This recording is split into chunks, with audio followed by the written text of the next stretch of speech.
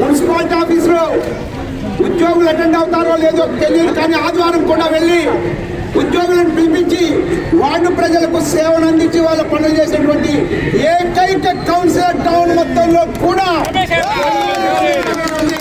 నేను నైతికంగా విలువల నుండి నిజాయితీతో చెప్తున్నది. ఇది వార్డు ప్రజలందరూ కూడా ఒప్పుకుంటారని ఘంటాపదంగా చెప్తున్నాను. గండూరు రమేష్ గారి బ్యాగ్ గుర్తుకి వేసి గెలిపించ ప్రార్థన. ఆధారంగా తీసుకొని బండి మీద తన సొంత ఖర్చుతో బండి మీద పోయి పింఛన్లు కానీ, ఇంటి సమస్యలు కానీ, తన కుటుంబ సమస్యలు కానీ అన్ని దగ్గరగా ఉండి తీర్చే ఏకైక వ్యక్తి మన రమేష్ అన్న.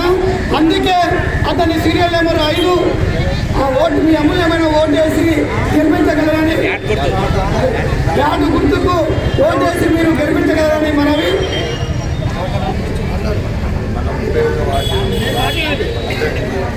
గండూరు రమేష్ అన్న ఉన్నారు.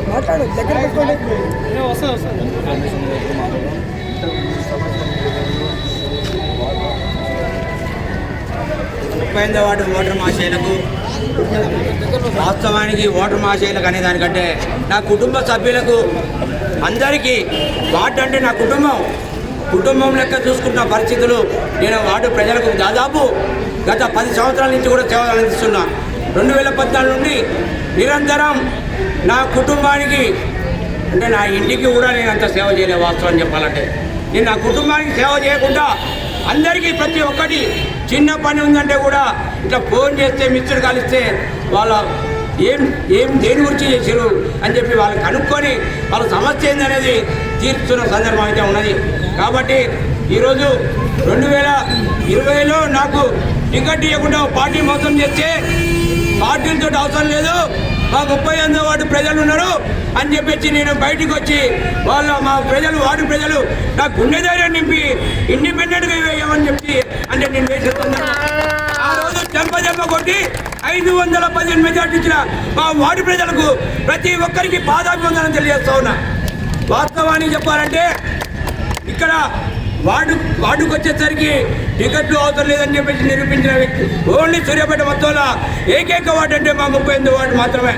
సూర్యాపేట చరిత్రలో మిగిలిపోయే విధంగా 38వ వార్డులో ప్రతి ఒక్కరూ కృషి చేసి నిరంతరం ప్రతి ఒక్కరు నాతో పాటు తోడ్పాటు ఉండి వాళ్ళందరూ నాకు ఓటేసి గెలిపించినారు.